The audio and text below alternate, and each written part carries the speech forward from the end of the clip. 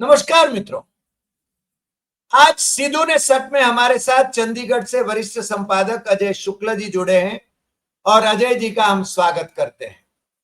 अजय जी से आज हम बात जॉर्ज सोरोस जिनके बारे में कहा जाता है कि वर्तमान सरकार को पदभ्रष्ट कराने के लिए राहुल गांधी और उनके संबंध ऐसे बने हैं कि जिससे कि वो मोदी जी को अपने ओहदे से हटाएं।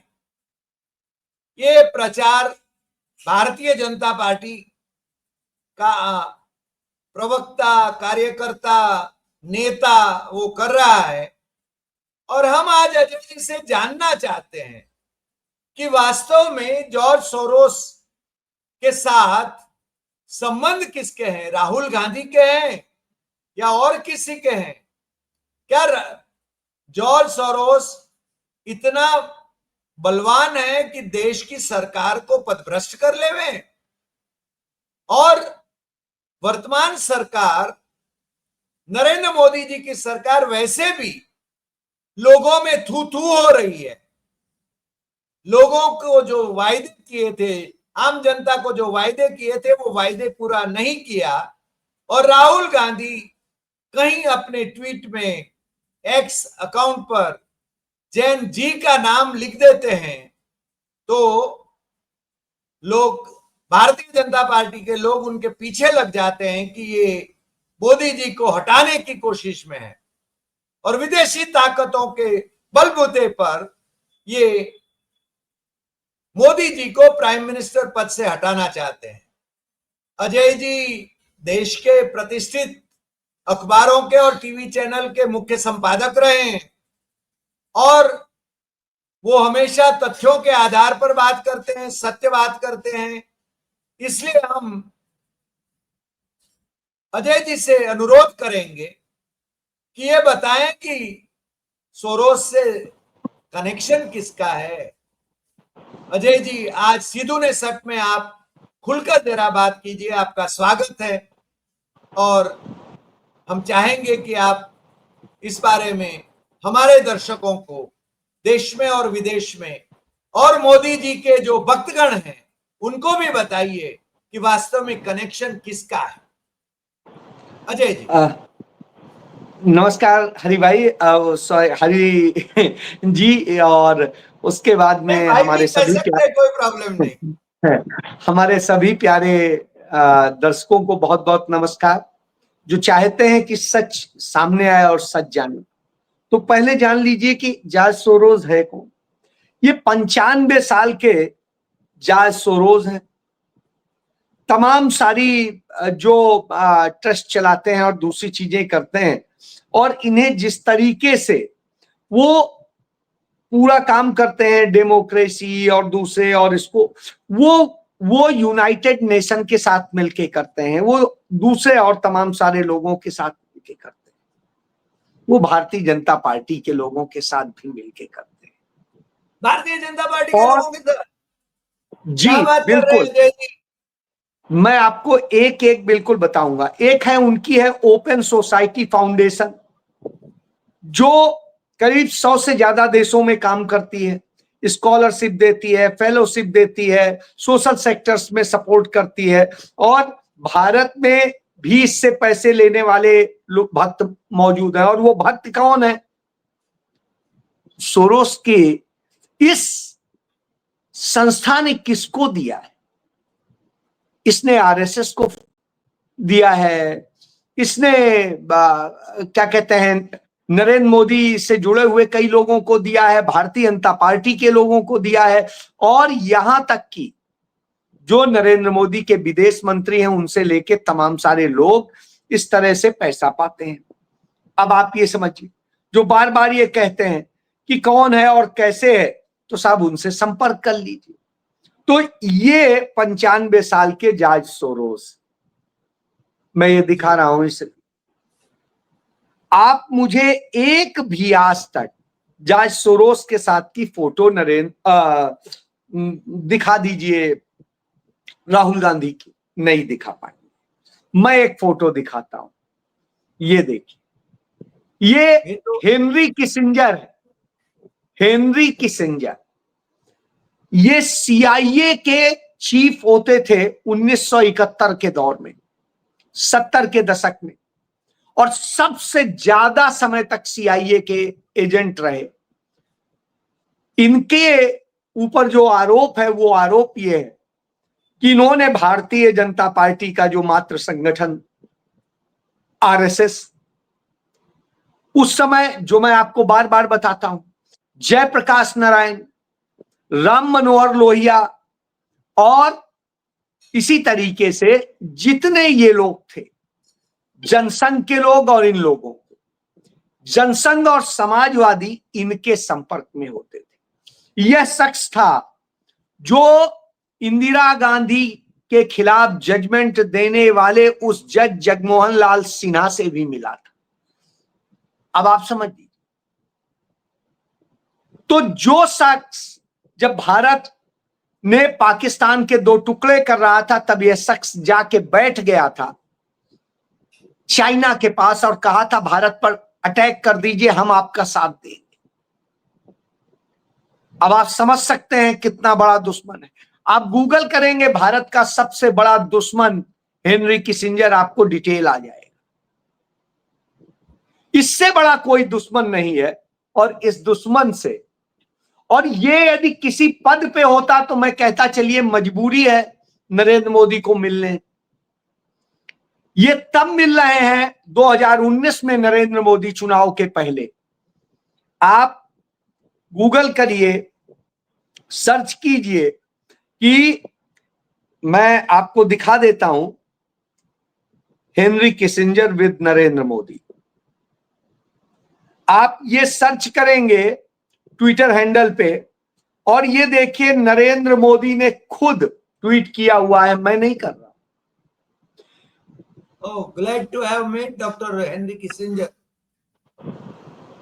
He has made pioneering contribution to international politics and diplomacy. वाह वाह वाह वाह अब मेरे आप friend. सोचिए, जो भारत का सबसे बड़ा दुश्मन, उससे मिलके नरेंद्र मोदी क्या कह रहे हैं कि फुली सपोर्ट जिसे कर रहे हैं, ये भी पढ़ लीजिए। इंडियन अमेरिकन ने इस पर क्या लिखा, ये जरूर पढ़िए। Kissinger fully supported the genocide of millions of Hindus in 1971, trying to flee Pakistani military butchers. He also pretty much launched war against India by sending warships. He also made insulting and bigoted remarks towards Indian people. तो मैं यही कह रहा हूं sir कि ऐसे व्यक्ति से जो व्यक्ति जाके मिल रहा है, उन्होंने कहा, बट उसके बाद हमारे प्रधानमंत्री जाके उससे मिलते हैं जिसने इतना बड़ा नरसंहार करवाया हो हिंदुओं का, जिसने पाकिस्तान का पूरी तरह साथ दिया हो, जिसने इतने गुनाह किए हो। तो ये हिंदू अमेरिकन्स ने लिखा था इस पर, जब नरेंद्र मोदी ने फोटो पोस्ट की, और उन्होंने कहा कि आप इसको सपोर्ट कर रहे हैं, और एक नहीं तमाम लोगों ने किया। तो मैं इसलिए कह रहा हूं कि ऐसे व्यक्ति से मिलके नरेंद्र मोदी ग्लैड होते हैं। और हेनरी किसिंजर का मैंने जिक्र क्यों किया, ये हेनरी किसिंजर ही है जो गुरु है क्या कहते हैं, जॉर्ज सोरोस का। ओ अच्छा। अब आता हूं हेनरी किसिंजर से। आप कहेंगे अच्छा यही अकेले मिले? नहीं, यही आदमी था जो इंदिरा गांधी को गाली दे रहा था। यस, मैं वही कह रहा हूं। Henry Kissinger with Atal Bihari Vajpayee, वो भी दिखा देता हूं। देखिए, आप देखिए मोहब्बत, उसके घर पे जाके नरेंद्र मोदी मिलते हैं, वो क्या कहा जाता है, मिलते हैं जाके अटल बिहारी वाजपेयी। ये भी देख लीजिए।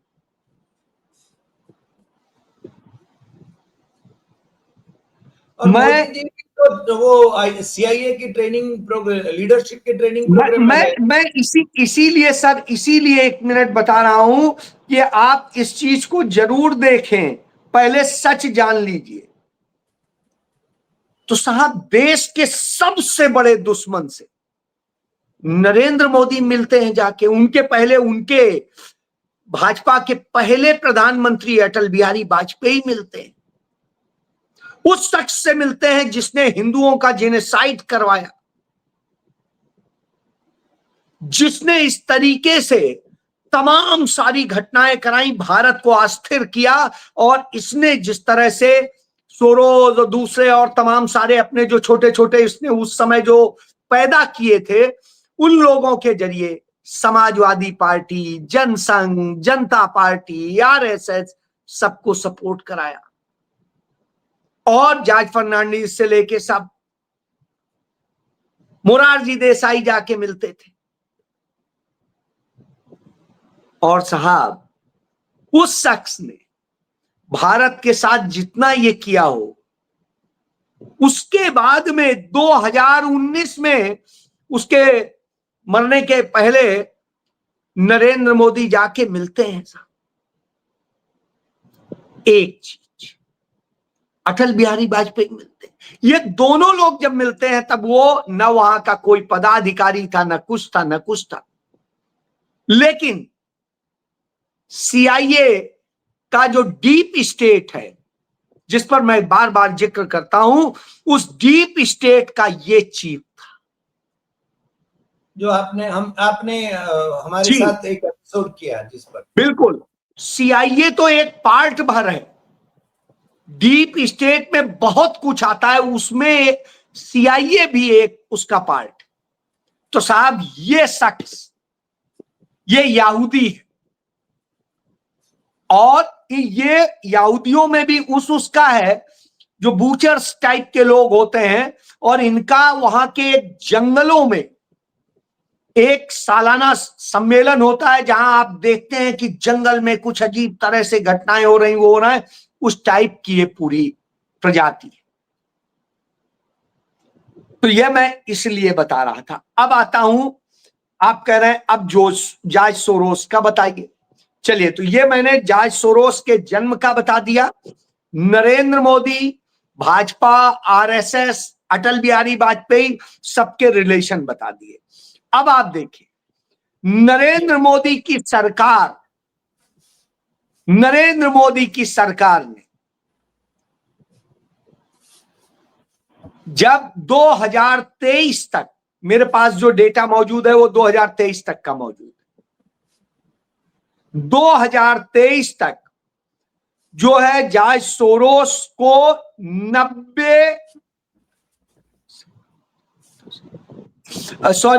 9 लाख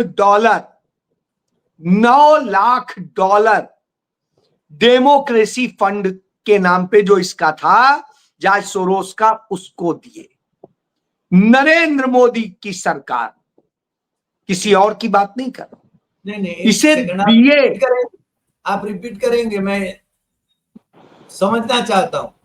अपने 8 साल की सरकार में, शुरुआती 8 साल की सरकार में, नरेंद्र मोदी ने जो डेमोक्रेसी फंड जॉर्ज सोरोस चलाता है, उसको 9 लाख डॉलर नरेंद्र मोदी सरकार ने दी।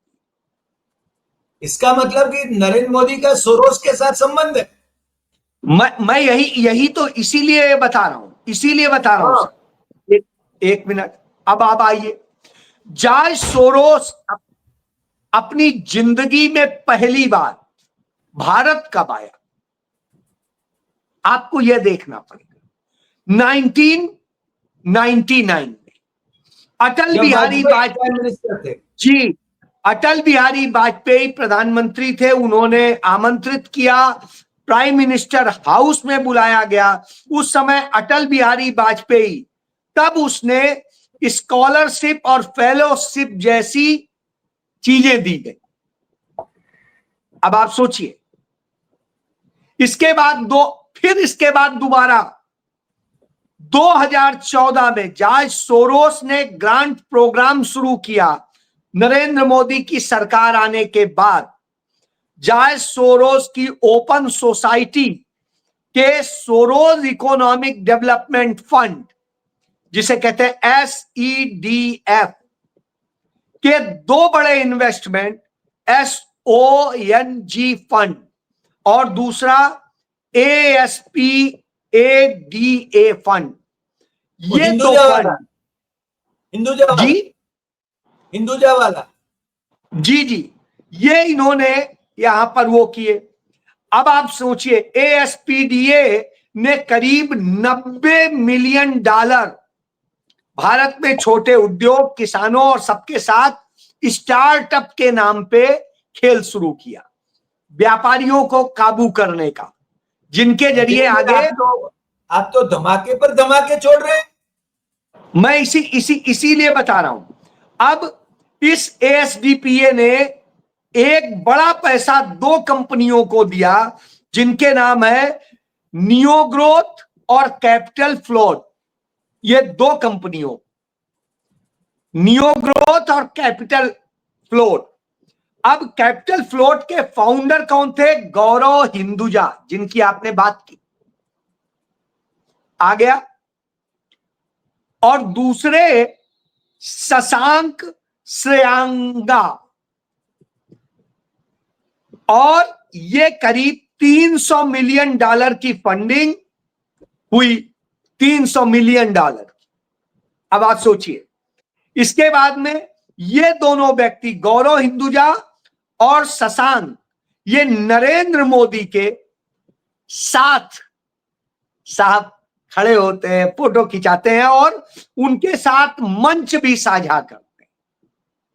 सिर्फ ये नहीं है कि हवा हवाई, ये प्रधानमंत्री हाउस भी जाते हैं। और यदि मैं गलत नहीं हूं तो इनकी जब शादी हुई तो शादी में भी भाजपा ही नेता गए थे। यस सर, मैं यही बता रहा हूं।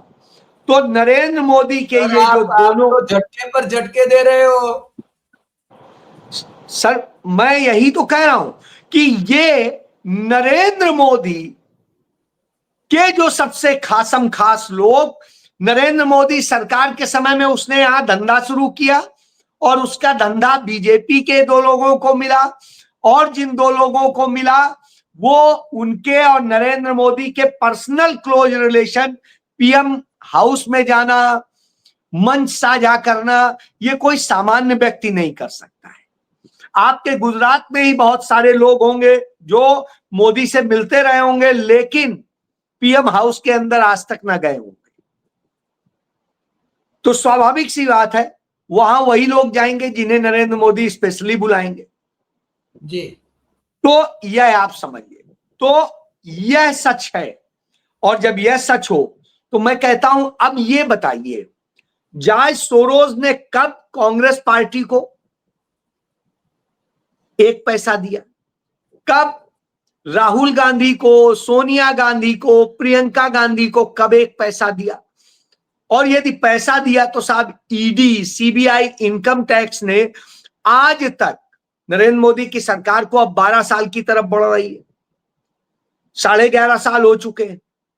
तो साहब 11.5 साल में नरेंद्र मोदी सरकार यह नहीं खोज पाई कि आखिर राहुल गांधी, सोनिया गांधी, प्रियंका गांधी ने यदि कुछ किया था, चलिए आरोप पे ही FIR दर्ज कर लेते, वो भी तो नहीं किया है। FIR दर्ज कर ले, मैं नहीं कह रहा हूं कि साबित होने की बात, FIR ही दर्ज कर ले भाई। आप नेशनल हेराल्ड पे FIR दर्ज करते हैं, छोटे छोटे दूसरे मामलों में दर्ज करते हैं, इसमें भी कर लीजिए। नहीं तो आप ये समझ सकते हैं कि असली खिलाड़ी, अब मैं आता हूं, जो CIA का ट्रेनिंग इंस्टीट्यूट है, वहां सिखाया एक बहुत बड़ी चीज सिखाई जाती है, जो आप कर रहे होते हैं वो दोष आपको दूसरे को देना है। यानी आप देश बेचेंगे लेकिन कहेंगे नहीं, डॉक्टर हरि देसाई देश बेच रहे हैं, हरि देसाई देश बेच रहे हैं, बार बार ये बोलेंगे। इसी तरीके से आप देश को टुकड़े टुकड़े करेंगे, कभी लद्दाख तोड़ेंगे, कभी मणिपुर तोड़ेंगे, कभी असम तोड़ेंगे, कभी दक्षिण भारत को तोड़ेंगे, कभी कुछ करेंगे, और इस तरह देश के भीतर तमाम जगह भारत पाकिस्तान बनाएंगे। और इसके बाद आप कहेंगे अरे टुकड़े टुकड़े गैंग, टुकड़े टुकड़े गैंग हरी जी है। यही काम नरेंद्र मोदी करते हैं, यही उनका ट्रेनिंग प्रोग्राम। खुद अडानी अंबानी के साथ में वो करेंगे, बेचेंगे देश को, लेकिन आरोप दूसरों पे लगाएंगे।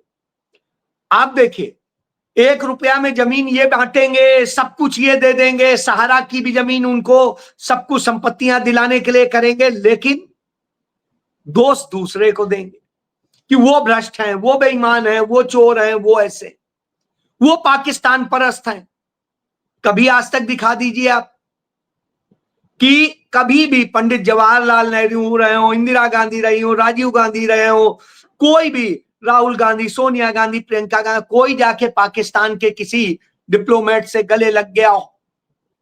दिखा दीजिए मुझे, नहीं दिखा पाएंगे। लेकिन नरेंद्र मोदी किन किन के गले पड़ते हैं ये मुझे बताने की जरूरत नहीं। बिना बुलाए किसकी मां के वो तो लिए क्या संबंध लेके जाते सुधार रहे हैं साहब, संबंध सुधारने के लिए कर रहे हैं। मैं यही कह रहा हूं। तो ये बड़ी ये है। अब आप एक दूसरी चीज देखिए, हिंदू मुस्लिम और सब यहां बोलेंगे हम ये नहीं करेंगे, हम सजदा नहीं, और ये सऊदी अरेबिया जाएंगे, वहां कहेंगे मुझे, मैं अपने घर आ गया हूं, मुझे लग रहा असली घर अब आया हूं, और वहां जाके मस्जिद में मत्था भी टेकेंगे, सजदा करेंगे।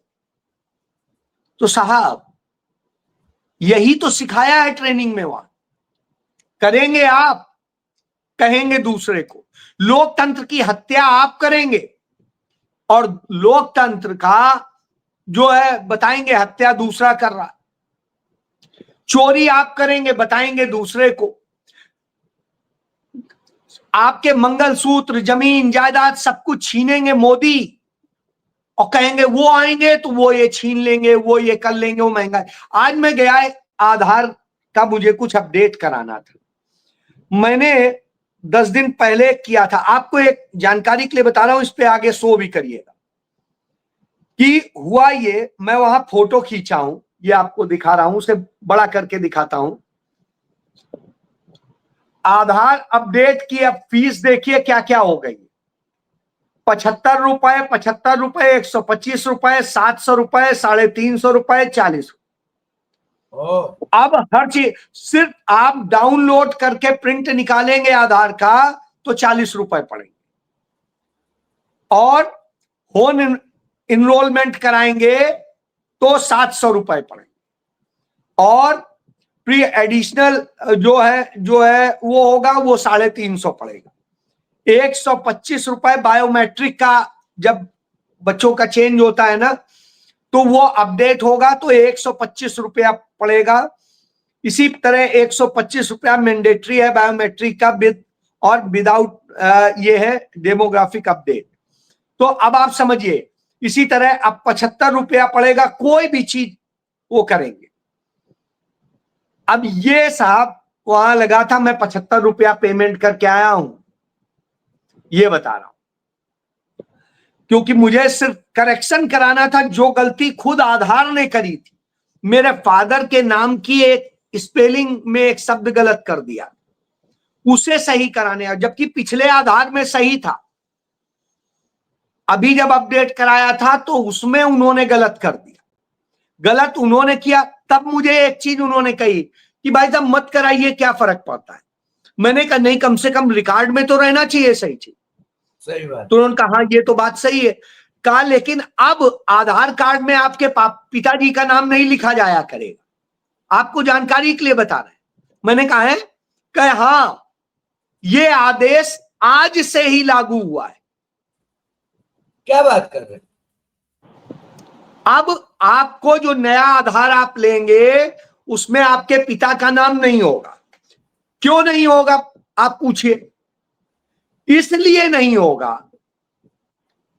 क्योंकि अभी जब सुप्रीम कोर्ट में सुनवाई चल रही थी और आधार को मैंडेटरी करने का और वो कर दिया था कि इसे वो किया जाए, उन सब में शामिल किया जाए, तो उसमें ये कहा गया कि इसमें भी तो फादर का नेम है, फादर के नेम से और उस फादर का पूरे उससे उसका इतिहास पता चल जाता है, तो दूसरा एडिशनल डॉक्यूमेंट देने की जरूरत ही नहीं। तो इन्होंने आधार से पिता का नाम गायब कर दिया। स्पेशल नोटिफिकेशन अब सिर्फ 10 दिन हुए इन्होंने जारी किया, आज से लागू हो गया। अब ये आप समझिए, अचानक आपको पता भी नहीं, हमें पता ही नहीं है, यही बता रहा हूं मैं। तो इस तरह से, इसलिए मैं लोगों से कहता हूं जाया करिए, कभी कभी खुद जाइएगा तो बहुत सारी चीजें आपको पता चले। जैसे जैसे पान कार्ड है, तो पान कार्ड में तो पिताजी का, दादाजी का भी नाम आता है जी, तो मैं यही कह रहा हूं कि धीरे धीरे ये इस तरह से खेल कर रहे हैं कि कैसे और क्या किया जाए। बहरहाल कोई बात नहीं, मैं तो ये इसलिए बता रहा हूं, असलियत में ये लोग वही है जो देश को खा जाना चाहते हैं। इसलिए ये राहुल गांधी को टारगेट करते हैं, क्योंकि राहुल गांधी ही हैं जो वह सच बता देते हैं। उसमें का एक सच मैं आपको सुनाना चाहूंगा, और मुझे लगता है सुनना चाहिए इस देश के लोगों को। के साथ ही खड़े हो गए थे सारे के सारे आरएसएस वाले। हम लड़े थे, हम लड़े थे, देश से हमने कहा था डरो मत, डराओ मत, हमने कहा। अब आप समझ लीजिए कि ये तो अंग्रेजों के साथ खड़े हो गए थे, और जब जो खड़े हो गए हो अंग्रेजों के साथ, वो आज बता रहे हैं कि हम ये है। ये देखिए, ने खून पसीना एक करके आजादी की लड़ाई लड़ी, लेकिन आरएसएस कहां था। 1930 नमक सत्याग्रह,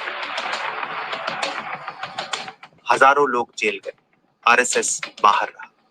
1942 गांधी जी का आह्वान डू और डाई, सरकारी रिपोर्टों में कहा गया प्रतिबंधों की कोई जरूरत नहीं। आरएसएस ने अशांति में शामिल होने से परहेज किया। गोलवलकर ने स्वीकार किया, उनकी प्रतिज्ञा में कभी भी अंग्रेजों को हटाने का जिक्र नहीं था। आजादी उनकी लड़ाई नहीं। सावरकर ने हिंदुओं से ब्रिटिश सेना में शामिल होने का आग्रह किया, यहाँ तक कि उन्होंने नेपाल को भारतीय जमीन देने का सुझाव भी दिया। 1946 आरएसएस नेताओं ने अंग्रेजों से कहा, हमारा संघर्ष आपके खिलाफ नहीं, ये मुसलमानों के खिलाफ। उन्होंने अंग्रेज विरोधी गुस्से को सांप्रदायिक नफरत में बदल दिया, जबकि स्वतंत्रता सेनानी नहीं सर, इसमें और एक जोड़ दूं, इन्होंने जिन्ना के मुस्लिम लीग के साथ सरकारें चलाई। और मैं वही मैं बताने जा रहा था। तीन राज्यों में तीन प्रांतों में। दूसरी बात, सावरकर ने नेपाल के महाराजा को भारत का महाराजा बनाने का प्रपोजल किया था। वही मैं कह रहा हूं, यही कह रहा हूं। यानी बंगाल में श्यामा प्रसाद मुखर्जी उस आदमी की सरकार में थे जिसने पाकिस्तान का प्रस्ताव रखा था मुस्लिम लीग के अधिवेशन में, लाहौर अधिवेशन में जी। और मार्च 1943 में कराची में असेंबली में पाकिस्तान प्रस्ताव पारित हुआ था, जब वहां पर मुस्लिम लीग और हिंदू महासभा की संयुक्त सरकार थी। और यस सर, और नॉर्थ वेस्ट फ्रंटियर में भी मुस्लिम लीग और हिंदू महासभा की संयुक्त सरकार थी अंग्रेजों की कृपा से। बिल्कुल मैं यही कह रहा हूं कि वो गद्दार अब दूसरों को कहते हैं कि ये गद्दार हैं, ये हैं, वो जो खुद गद्दारी कर रहे थे वो दूसरों को ये बताते हैं। अब आप समझिए, मुझे एक अंतिम सवाल आपसे पूछना है, यानी क्लोजिंग पर सवाल पूछना है। मान लीजिए कि यानी जैसे कि आपने बताया कि सोरोस के साथ इन लोगों के इतने घनिष्ठ संबंध रहे, नरेंद्र मोदी की एडवाइजर जो है, इकोनॉमिक एडवाइजर जो है, वो भी सोरोस की स्कॉलरशिप पर पढ़ी है। दूसरा, उसका जो यानी देश का जो विदेश मंत्री है, उसके बेटे भी उससे संबंधित रहे, ये सब हम जानते हैं। मगर राहुल गांधी पर जब दोष मढ़ा जा रहा है तो राहुल गांधी की ओर से या तो कांग्रेस की ओर से डेफेमेशन क्यों नहीं फाइल किया जा रहा? देखिए, मैं आपको एक चीज बताऊं कि कांग्रेस में आज तक कभी भी नेहरू पे बोला जाता है, इंदिरा जी पे बोला जाता है, वो बोला जाता है, कभी भी डिफेमेशन फाइल नहीं किया जाता। क्यों नहीं किया जाता, मैं ये बता। पंडित जवाहरलाल नेहरू ने कहा था कि हम इस देश में उन चीजों से लड़ने आए हैं, अपने लिए लड़ने के लिए नहीं आए। हम अपनी बात जनता के सामने रखेंगे, जनता उसको जज करे, जनता से बड़ी जज कोई नहीं। क्योंकि हमें बताने की जरूरत नहीं है हमने क्या किया है इस देश के। अब ये तो उस जनता को भी समझना चाहिए। सर ये तो यही झूठ वजह है, फैलाते रहते हैं। यही फैलाते वजह है। रहते हैं। नहीं, मैं तो बता, मुझे इस बात की तकलीफ भी है। मैंने 26 अक्टूबर 2012 को लिखा था कि वाड्रा जो Khemka's order of publicity stunt, Sunday Guardian में लिखा था। और आप ये सोचिए, मैं खबर लिख के वह सच बता रहा हूं, कांग्रेस नहीं बता। आज तक कांग्रेस इस पे नहीं बोली। कांग्रेस, उनके लोग अपनी लड़ाइयां लड़ते हैं, करते हैं, लेकिन उस पर कुछ नहीं होता। मैं यही बात कह रहा हूं, इसको लेके कई बार मेरे भी तकलीफ आती है, लेकिन ये कांग्रेस का कहना है खुद ही दूध का दूध पानी का पानी हो जाएगा। जनता खुद समझदार है। अब वो जनता को समझदार कहते हैं क्योंकि वो मानते हैं, पंडित नेहरू ने जनता को समझदार माना था, इसीलिए इस देश के हर बालिग व्यक्ति को मताधिकार दिया था। नहीं तो दुनिया में कहीं ऐसा नहीं था। चाहे महिला हो, चाहे दलित हो, चाहे पिछड़ा हो, चाहे आदिवासी हो, अल्पसंख्यक हो, या गरीब हो, गुरबा हो, कोई हो, सही बात। सबको। तो उनका ये मानना है। और इस भूमिका के तहत संविधान सभा में भी पंडित नेहरू ने, जब इस पर बहस हुई थी मताधिकार पर, तो उन्होंने कहा था हमारे देश का हर बालिग इतना समझदार है और सच और झूठ को जानता है। ये अलग की बात है, तब भी झूठ फैलाया जाता था, तब भी झूठ फैलाया जा रहा है। जी, व्हाट्सएप यूनिवर्सिटी चलाई जा रही है। विदेश में बसे भारतीय उससे प्रभावित होते हैं, वो इनके द्वारा फैलाया गया झूठ उसको सच मान लेते हैं। जैसे कि गांधी जी जेल में पेंशन लेते थे, हालांकि उनको डिफेंड करना है, सावरकर पेंशन ले रहे थे, वो कलेक्टर्स के सैलरी से ज्यादा ले रहे थे वो। और गांधी जी ने जो दूसरा जो चिट्ठी, उसके जवाब में जो चिट्ठी लिखी थी, वो कभी वो साझा नहीं करते। यही प्रॉब्लम, यही प्रॉब्लम है। जी, आज आप हमारे साथ जुड़े, हमारी आंखें खोल दी आपने तो, क्योंकि ये जॉर्ज सोरोस के साथ भारतीय जनता पार्टी, आरएसएस, ये वाजपेयी और मोदी जी के लोगों के संबंध है, भाजपा के संबंध है, जनसंघ के संबंध रहे हैं। ये बात तो आज अजय शुक्ला जी ने खुलकर बता दी दस्तावेजों के साथ में। इसके लिए हम उनके शुक्रगुजार हैं और फिर मिलेंगे नए एपिसोड में नए विषय के साथ। आपको यदि ये एपिसोड पसंद आया तो सबसे ज्यादा इसको शेयर करें, ताकि लोगों को समझ में आए कि सत्य क्या है। हम सत्य को उजागर करना चाहते हैं और इसलिए सत्यम एवं तथ्यम चैनल चला रहे हैं। नमस्कार।